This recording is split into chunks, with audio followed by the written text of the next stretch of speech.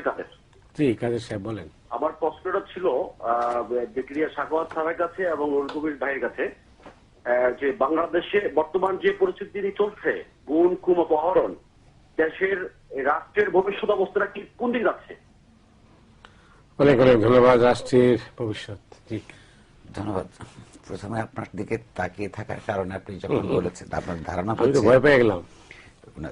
হচ্ছে যে বলতে চাই আসলে এই বিষয়গুলোতে বলতে বলতে ক্লান্ত হয়ে যাচ্ছি আমরাও। আমি আসলে আপনার মুখের চোখের দিকে তাকিয়েছিলাম, আপনি যখন গুম খুন অপহরণ শব্দগুলো উচ্চারণ করছিলেন আপনার চোখে মুখে একটা বেদনার ছায়া পড়েছিল, সেটা খুব মনোযোগের সঙ্গে দেখছিলাম। এটা এক নম্বর। দুই নম্বর হচ্ছে আপনি যে আপনার সঙ্গে প্রথমে আমি একটু দ্বিমত প্রকাশ করে আলাপটা শুরু করতে চাই। আপনি বলেছেন যে কেউ কেউ মনে করে, হয়তো কেউ কেউ মনে করেন যে কেউ নিরাপদ না। এই কথাটা সত্য নয়।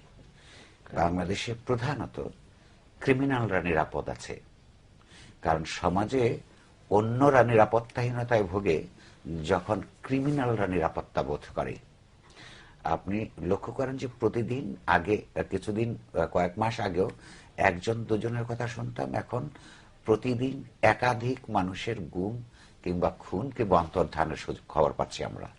তো এগুলো এখনো পর্যন্ত পরিষ্কারভাবে এইসব ঘটনার জন্য উল্লেখযোগ্য কেউ গ্রেফতার হয় নাই, এবং এই গুম খুনের পেছনে বিচার হয়নি, কারণ গুম খুন গ্রেফতারই হয় নাই, বিচার কি করে হবে? অর্থাৎ গুম খুনের পেছনে রাষ্ট্র নিজে জড়িত আছে বলে বহুদিন থেকে অভিযোগ পাচ্ছি আমরা, এবং কিছু কিছু ব্যাপার তার অভিযোগের ব্যাপার নেই। রাষ্ট্রীয় নিরাপত্তা বাহিনীর বা আইন প্রয়োগকারী সংস্থা নামে পরিচিত র্যাব কিংবা পুলিশ, আমরা কয়েক বছর আগে লক্ষ্য করেছি প্রতিযোগিতা করে বিচার বহির্ভূত হত্যাকাণ্ডের ঘটিয়েছে, এবং কখনো কখনো রাষ্ট্র বিভিন্ন সময় সরকার আইনগতভাবে লিখিতভাবে তাদেরকে নিরাপত্তার বিধান করেছে অগ্রিম ইনডেমনিটি দিয়ে, কখনো কখনো চোখ বন্ধ রেখে, এবং এই গুম খুন হচ্ছে বা বিচার বহির্ভূত হত্যাকাণ্ড ঘটছে এগুলো অস্বীকার করে এগুলোকে প্রশ্রয় দিয়েছে।